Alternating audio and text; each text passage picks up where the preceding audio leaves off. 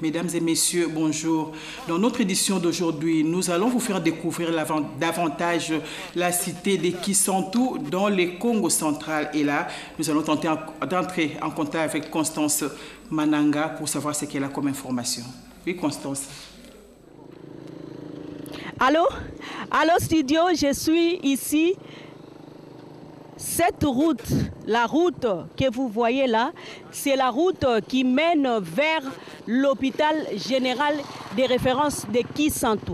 Comme vous pouvez bien le lire sur cette pancarte où c'est écrit diocèse de Kisantu, hôpital Saint-Luc de Kisantu, hôpital général des références, mais aussi zone de santé de Kisantu. Donc je vais chercher à atteindre l'hôpital.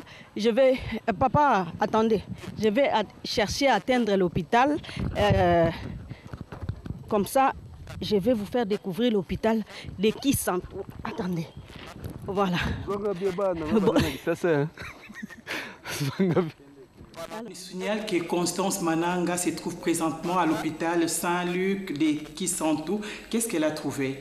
Découvrons ensemble. Oui, Constance. Oui, studio, je suis bel et bien arrivé à l'hôpital Saint-Luc de Kisantu. Donc, je vais donc entrer dans cet hôpital et essayer de voir, de chercher qui interviewer pour vous faire savoir comment est-ce que cet hôpital fonctionne. Je vois de loin là-bas, c'est écrit hôpital Saint-Luc, mais c'est un hôpital des références de Kisantu. Nous allons donc entrer et découvrir ce qui se passe à l'intérieur. Et là, je vois de l'autre côté, zone de santé de Kisantu. Donc en même temps, c'est la zone de santé de Kisantu aussi, de l'autre côté. Mais ici, c'est l'hôpital. Donc je trouve quelqu'un ici. Je vais... Bonjour. Bonjour madame, ça va? Ça va bien, merci. Vous vous appelez comment? Moi, c'est M. Michel Ntsombi. Je suis le directeur administratif et financier de l'hôpital Saint-Luc de Kisantu. Mais c'est le directeur administrateur et financier. Justement, on allait vers vous parce qu'on cherchait quelqu'un, un responsable avec qui s'entretenir. Dites-nous un peu comment l'hôpital est organisé. Vous avez un médecin directeur ou comment ça c'est Bon, actuellement, nous sommes dans la réforme hospitalière qui, aujourd'hui, a à la tête de l'hôpital un directeur général et appuyé par des directeurs qui sont les directeurs administratifs et financiers et les directeurs médicaux. Chacun, dans sa direction, a des services qui sont sous sa gestion. Donc, prenons d'abord la direction médicale. Il a un staff médical et un staff infirmier et puis les autres services d'appoint. Ok. Est-ce que vous pouvez nous dire quels sont les services qui sont organisés ici dans Je préfère qu'on rentre d'abord à la genèse parce qu'il faut connaître cet hôpital, quand est-ce qu'on l'a construit, qu'est-ce qui s'est passé. C'est un hôpital qui a été construit en 1926 par la fondation médicale de l'université de Louvanume au Congo. Donc à l'époque, ça s'appelait Fomilac. On peut aller faire les pas, donc, comme ça on visite en même temps. Fomilac et autour de 1957, la Fomilac a cédé l'hôpital au père jésuite. Je crois que vous avez vu la concession. Ils ont cédé l'hôpital vers les années 57 au père jésuite qui, à leur tour, autour des années 70, l'ont confié au diocèse de Kisantu. Autour de 70, l'État congolais avait, avec la zarianisation, l'hôpital a été pris de nouveau par l'État qui l'a géré jusque vers 80-84. Il a rétrocédé de nouveau au diocèse de Kisantu qui le gère jusqu'à ce jour. Et comme je disais, donc, à cette époque-là, l'hôpital s'appelait Fomilac. De Fomilac, il est passé au nom du cercle médical de Kisantu. Et du cercle médical de Kisantu, autour des années 70, on l'a nommé cercle, donc disons cercle médical autour des années 70. Après avoir retourné l'hôpital au diocèse, il a été appelé hôpital de Kisantu. Et autour des années 97, donc 97, pour donner un caractère missionnaire à cet hôpital qui est un hôpital confessionnel catholique, l'hôpital a été baptisé au nom de l'hôpital Saint-Luc de Kisantu. Pour votre information, Saint-Luc fut apôtre et médecin. Voilà un peu jusqu'à ce jour de passage de cet hôpital de 1926 jusqu'à ce jour. Et alors, comment les choses sont organisées? C'est organisé comment? Bon, l'hôpital, comme je disais, c'est un hôpital. Dans un hôpital, vous avez le staff médical qui est composé de médecins, vous avez les infirmiers, vous avez les services médico-techniques, vous avez les laboratoires, nous avons la kiné, nous avons la radiologie et puis tous les services connexes. Bon, c'est un hôpital, je disais, missionnaire et nous avons une chance, parmi les staffs médicaux dont les médecins, nous avons la chance d'avoir 4 médecins, prêtres médecins, qui prestent au sein de l'hôpital. Et parmi les 4, il y a 2 spécialistes, dont un réanimateur anesthésiste et puis un médecin qui est radiologue. Les 2 autres sont des généralistes qui sont répartis dans les autres services de l'hôpital. Nous allons visiter les labos, ce sont des sous-unités de laboratoire, ce n'est pas un service à part, c'est dans les laboratoires, donc il y a une sous-unité labo. Oui. Donc vous avez la capacité, si par exemple un malade, il y a nécessité de transfusion, donc vous avez la capacité ici. Ce sont des soins complets, donc nous sommes obligés de donner des soins complets parce que nous sommes à Guissando, nous sommes l'unique hôpital général, on n'a pas un autre endroit à recourir, donc nous sommes obligés d'offrir tous les soins. Et c'est dans ce sens que nous avons un laboratoire qui est au sein du laboratoire, nous avons une sous-unité banque de sang. Et vous avez combien, quelle est la capacité justement pour l'hospitalisation? Bon, l'hôpital a dans sa construction une capacité de 500 lits, mais actuellement nous avons 300 lits montés. 300 lits montés, donc il y a un manque. Dans d'autres services. Non, ça ne manque parce que par rapport à la population, c'est l'organisation des soins dans une zone de santé. Nous sommes un hôpital d'une zone de santé et il y a des normes qu'il faut respecter par rapport à la population que nous desservons.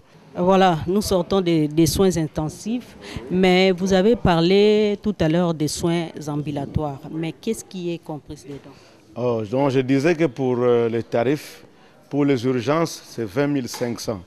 Et je disais que c'est un tarif forfaitaire. Donc les 20 500, ça vous prend les soins complets, la prise en charge du patient quand il est aux urgences. Donc vous avez la consultation médicale, vous avez les soins infirmiers, vous avez les médicaments, les labos, la radiologie si possible et l'écho même si c'est possible.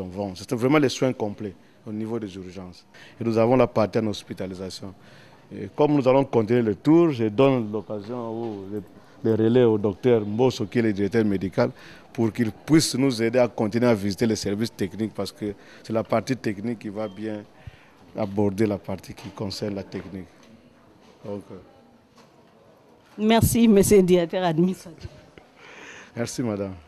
Voilà. Bonjour, docteur. Bonjour, madame. Vous pouvez vous présenter encore une fois? Ah bon, c'est le docteur Mbosso Zéphirin, prêtre aussi, médecin radiologue et directeur médical de l'hôpital Saint-Luc de Guissando. Alors, nous pouvons continuer parce qu'on a déjà commencé. Oui, nous sommes, comme il a dit, dans les blocs médico-techniques. Là, c'était les urgences, les soins intensifs. Maintenant, nous avançons vers les blocs opératoires.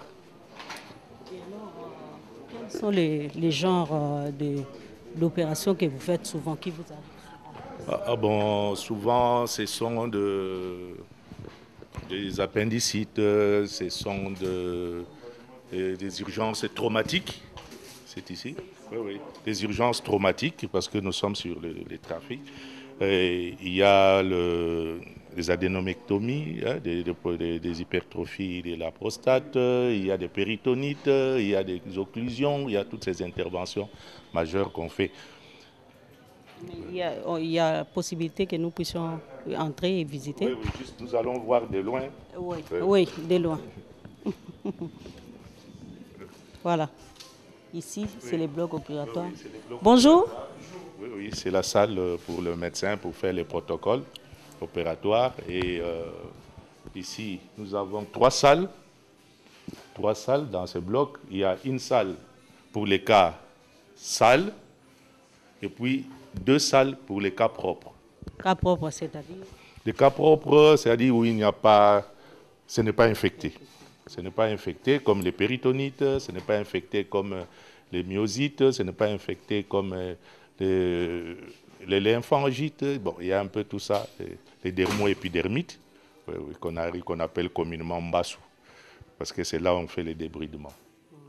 dans la salle de cas sales. C'est une des salles des cas propres.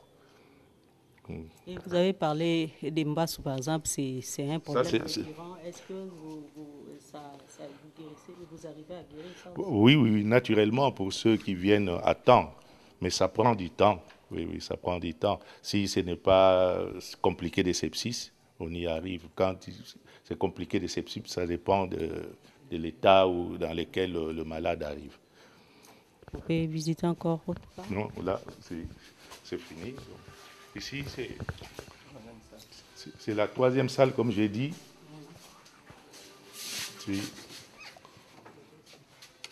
Pour les cas sales, c'est ici on opère les péritonites et les autres cas sales infectés. Et ça se passe comment?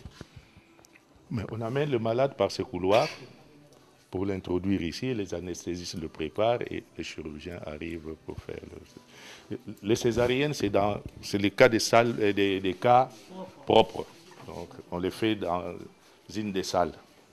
Ici, nous avons les différents services traditionnels, la chirurgie, la médecine interne, la pédiatrie et la gynéco-obstétrique, donc la maternité communément appelée.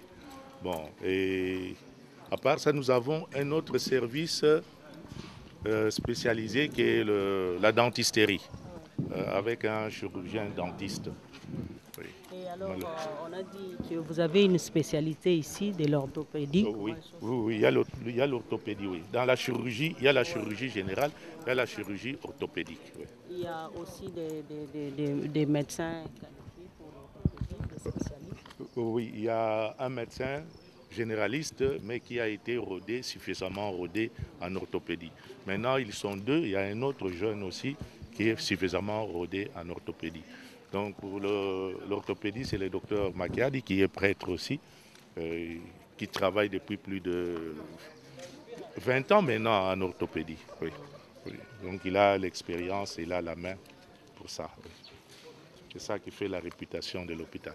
Voilà, nous avons visité docteur. Oui. Alors, vous avez un mot, peut-être après notre balade, vous avez quelque chose à dire?